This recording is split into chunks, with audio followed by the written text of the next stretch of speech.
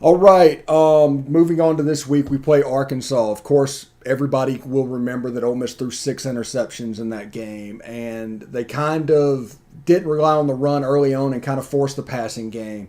And they're good against the pass. Now, like they're second in the nation right now in pass defense, but Georgia just played bully ball, much like Alabama did against us Saturday. How do you see this game playing out? I'm expecting a good performance by Matt, but I mean, how do you see it? I see it as we've got to establish the run, period. I mean, that's where our RPO system begins. It's the heart of our ball is is creating that run.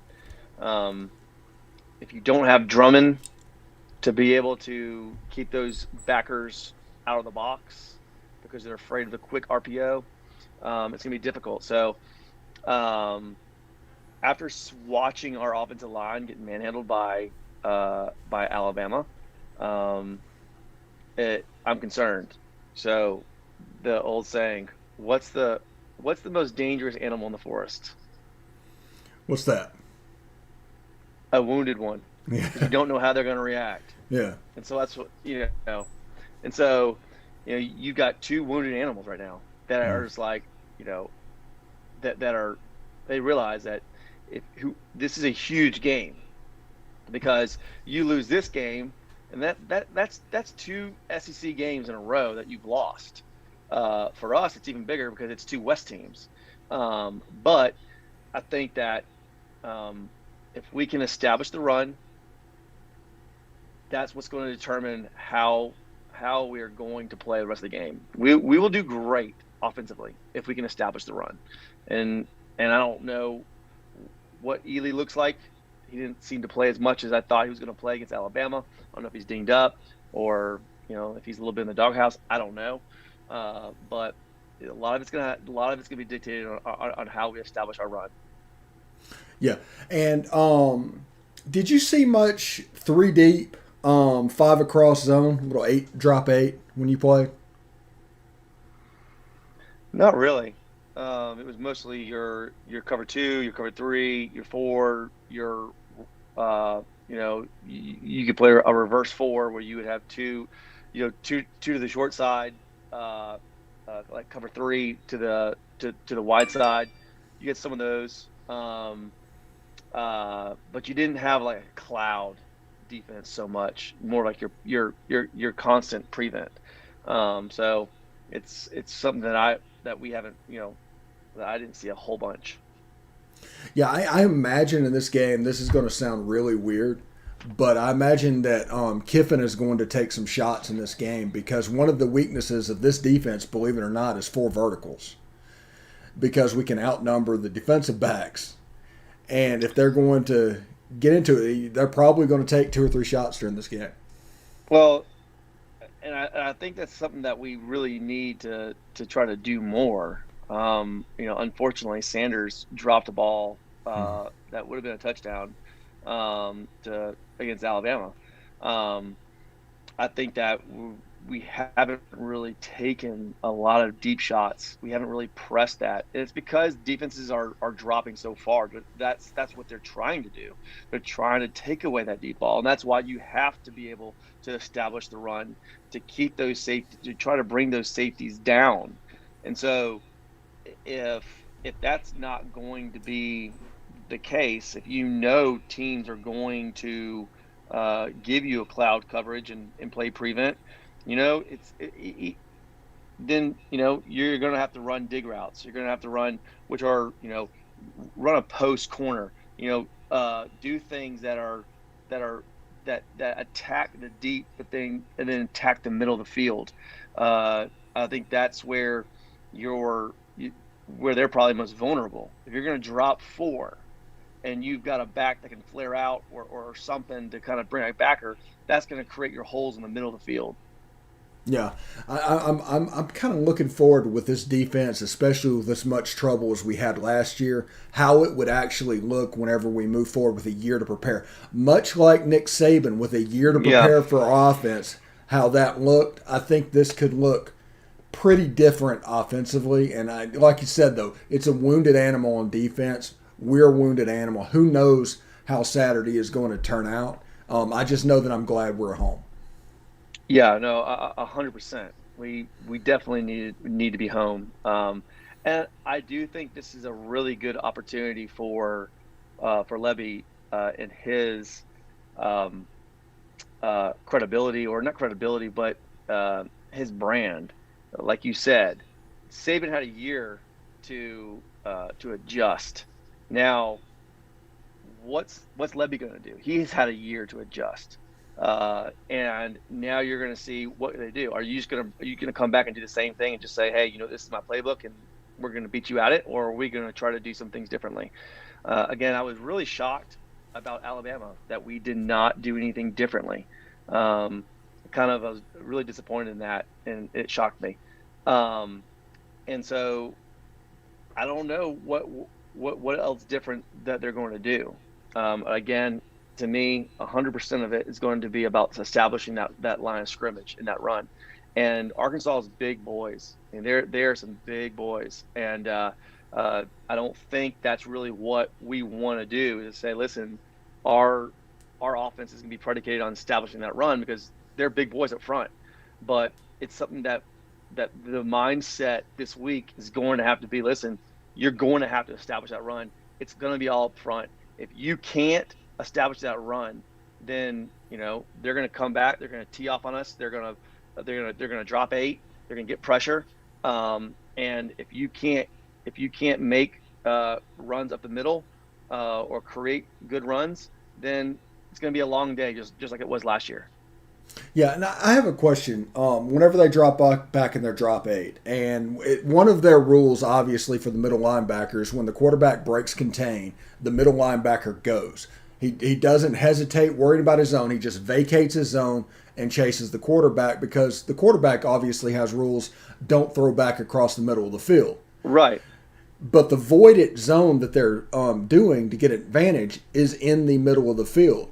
Do you Yes. think you think I don't know when looking at their Again, defense, it's kind of counterintuitive, but if I could, I think I said a couple weeks ago, if I could choose between two tight ends or two amazing outside wide receivers, I'm going with the two amazing tight ends. Why? Because those two amazing tight ends can get up the field. They can go uh, out corners. They can go out, do sidelines. They can press the outside, but that inside, that is where you're able to keep safeties at bay. You can attack the middle of the field, and when you're doing that, you're forcing backers to stay inside. You're forcing safeties to stay within the hashes. You're forcing them to do that. With that being said, then you can take your outside receivers with Sanders and take him vertical, or take him at your 18-yard comebacks. So we have to take advantage of the middle of the field. The problem is that if you get blitzed and you can't pick it up, and you get pressure, and you're dropping eight, and you can't get the ball out, then that's when you make mistakes. One of the things that I was most pleased with against Alabama, even though it was a loss, was Matt Corral. So Matt Corral did not panic. He didn't try to do too much. He took what the defense gave him. He didn't throw picks. And last year against Arkansas, you panic, you're not sure what you're going to do, and you try to do too much. That's not what he did yesterday on Saturday. And so that does give me hope, and it does give me confidence that if he does break down outside the pocket, if we do need to get out there, that he will take what the defense gives him. And you look at Bo Nix, that's where he made all of his money on Saturday, was getting outside the pocket and having to emphasize and improvise. And I'm just hoping that we're able to somehow take a hold of the middle of the field and establish some runs. okay, yeah. It seems like the consensus in this video is establish the run for our RPO Yeah. game and hit tight ends and work the middle of the field. I mean, if you're looking at it, so again, remember I told you I was afraid that when we play the SEC teams, that your linebackers are athletic enough and rangy enough to pick off some of these RPO passes. So if you, against Alabama, we never could establish that run. So when you don't establish that run, then how are you getting those backers to play the RPO game? They're not. They're staying where they were. They're that middle of the field's not there. I didn't even So think about that. so establishing that run keeps those backers having to come up, having to play. So it keeps them. So that's why the RPO is so effective when you have a run game. I mean, if you it means nothing, Stephen, if you cannot run. It just throw it out the window because it's all predicated on keeping that backer, and when that backer makes one step, you hit it. And that was a little bit of my concern was if you can get that backer to make a step, but that's because you're creating the run game. And that's what I'm hoping is that we can establish the run game. And Mingo, without the absence of Mingo, I think some of the backers just weren't so afraid of getting wide. They were able to stay where Coach Saban wanted them to be.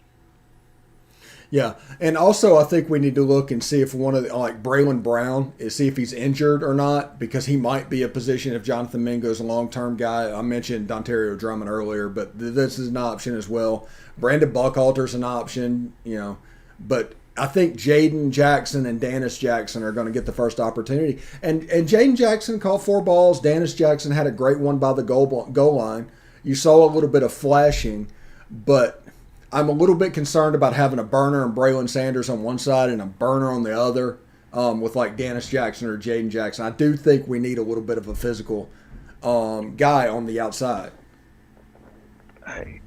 If you can get 2 speed guys on the outside, just 2 burners on the outside, and you have good size or you have good inside out, get in between the zones. I mean, look, when you look at your slot receivers, what you're looking for is somebody that can find that naturally understands how to get open in those spaces. So, I think Drummond, again, being able to have a little bit of you establish the run, it opens up everything because the backers, if you look where Drummond's catching most of his balls is over the middle of the field, where the void is of the backers. So, I mean, I'm all about speed on the outside. That's what I like. I love speed on the outside. Your inside guy needs to be somebody that just knows how to naturally get open. It doesn't. You can have Wes Welker or you can have an AJ Brown. Either way, all you're wanting is to have somebody that naturally can get open. That's all you're looking for. And Drummond's so big that when he catches the ball, he causes such a problem because of his size. That's just like AJ Brown. When he catches it, those backers are just going, "Are you kidding me? I gotta hit this guy." So from a getting in and out and being productive, all you're really wanting is to get those guys back, get that speed going on the outside. Utilize people that understand how to get in and out of breaks, how to utilize get behind the backers. And, I'm just kind of a little bit, I would love to understand Plumlee. I know he's new to this. Are these other receivers that much more advanced than he is? I do remember, and this is coming to the back of my head, one of the games, I'm not sure which one it was, but he flat out missed a blitz read. And they, Corral threw him the ball. And he wasn't even, looking. Yeah. And, and I wonder a little bit about that. You would think the quarterback position, moving out the receiver would actually be a little bit of an easier or, on that. But I mean, I love his athleticism. I mean, to me, he is a perfect slot guy. He's somebody that could really be utilized. but I'm not sure what's going on in that. And I do think that if we don't have Mingo, it does cause a little bit more of a thought, for the defense going, okay, well, what can this? I mean, you're going to have to take into account that this guy's a quarterback.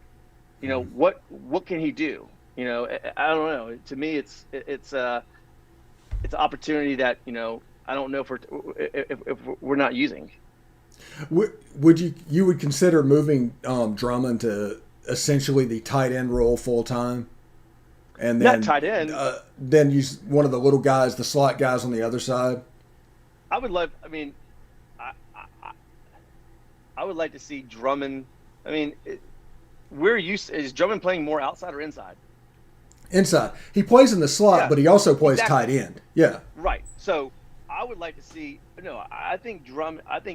I would like to see Drummond playing more, bringing him in more. Now, I'll tell you this: the sign of a great coach, Saban, he is going to make the corrections that he needs to make. The, can Levy and Kiffin say, all right, you know what? We need to design, or we need to tweak some of our plays to where Drummond's in a more of a flex position. Instead of him being out at a true slot position, we're going to line him up maybe 5 yards outside the tackle versus 10 yards outside the tackle. And what that would do is that would kind of give him the ability to play that slot position, but also be more of a tight end. Does that make sense? Yeah. And Yeah. You can do. You're talking about a little bit more 10 personnel, basically. It's like a hybrid. It's like a hybrid approach to going. Okay, what are you going to do? Are you going to treat him like a receiver? Or are you going to treat him like a tight end? And you give him the ability to come in and block easier. You also give him an ability to get in there and make more of the middle of the field. I'm not sure, because I didn't come from the RPO offense. I don't know how that affects the RPO reads. It obviously would make it much more difficult because you're so much closer in. Being out where he originally is. But I'll tell you this: if they don't establish the run, and Alabama kicked our butt, and I mean, I don't see Georgia. I mean, I don't see Arkansas, inferior to the defensive line of Alabama. I mean, look at Florida. Florida ran all over Alabama. Mm-hmm. So, this is going to be a huge test. And if they do not establish the run against Arkansas, they're going to need to do something that's going to say, okay, if we can't establish the run, we're going to have to establish the run by establishing the pass first, and that is by bringing in Drummond, bringing in because he is the guy that you want to have the ball in his hands. This year, that's been the guy. And so your best friend as a quarterback is your tight end. It's just, that's the guy you want, because it's the middle of the field. It makes it easier, and it keeps everything in. So it will be interesting to see how they do it. And again, I try to keep things pretty simple. 14 points against Alabama. Whoever goes up 14 points wins the game. All right. Whoever establishes the ground game against Arkansas Ole Miss is going to win the game. So Arkansas only had I think 66. What was it? I think 66 yards of. What was it? No. Their leading rusher had 28 yards. Jefferson had only 65 yards passing. I mean, they absolutely got demolished. I mean, they're either going to come out so mad or so embarrassed, one or the other. And the way that they have been playing this year, I don't see it's embarrassed. I see it's them mad, and I see that their coach is an offensive line coach, and that's the blue collar guy that's saying, listen, you're going to have to play within your emotions. Don't get outside your emotions. And I'm saying this for us as well. You cannot play with a sense of like, okay, do or die, but you have to play with your mind and head, intact, and you've got to play your fundamentals. And if they come out and say, "Listen, we are going to win this line of scrimmage," uh, that's the main focus, and they come out and do that, it's going to be extremely hard for us to play. So this is a kind of a draw the line in the sand and say who's more of a man, who's more of the team that's blue collar that can play in the trenches. Because at the end of the day, that's exactly where we're going to win or we're going to lose. Yeah, and also with Arkansas, do not let them be a front runner. If they get ahead of you, they can play with the lead pretty well. But they have trouble playing from behind because they're not a polished passing team, we'll put it like that. But they will run the ball like an old wishbone team back in the day. This is Yeah, basically the spread equivalent of that. they're going to run the ball. I mean, Mm-hmm. Jefferson is a big boy. I mean that he is a reincarnate of Cam Newton, but not as good a thrower. Yeah. Um, and he's just going to pound you. Now I know he's been banged up. I know he was banged up against Arkansas, and I mean against Georgia. Um, and I hope for our sake that he's still a little banged up. One of the questions I've got is uh, how is Williams on our side?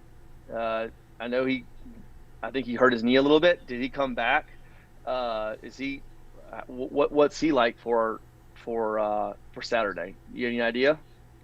I have not heard at this point, and we're not going to hear about injuries. Thank goodness with this staff because that generally just doesn't leak out. But I don't think it's anything season injury ending. But he's got 5 sacks at this point, and he's performed pretty well. He got to Bryce Young, I think, a couple of times. Yeah, but I knew he went down. I didn't know if he'd come back that much. I wasn't sure. I didn't see Yeah, him as much as I thought. much like Jonathan Mingo, it will be Saturday morning before we find out, Yeah, probably, or yeah, Friday night it'll leak out, just based off of people looking at the hotel. yeah. Well, and when you look at a team like Ole Miss, when you don't have you know two deep 5 stars, when you lose a guy like him, Mm-hmm. it's hard, And when you lose a guy like Mingo, you asked me the question last week. Were you surprised when Mingo stepped up? I said no, because you just have players that are really good. That when the numbers called for that game, they step up. Now, when you lose a guy like that and you bring somebody up, you expect them to step up, and they just didn't. And part of that is because you couldn't establish the run. Um, and so I gotta give a little slack to those guys. Yeah, and part of that also is because your opponent you were playing. There's not many teams that can do what they did. No, no, Mm. and but the year before, we Yeah, absolutely manhandled them, and so it just it just doesn't make sense. You're just trying to figure that out. I mean, when you look at what we did against Alabama last year, you say, well, what wasn't there? What wasn't there? No, we played at Tuscaloosa. I mean, we played at home. We that wasn't that big of a difference. That doesn't we established the line of scrimmage. We beat them up physically, and so you're thinking, okay, well, what went wrong?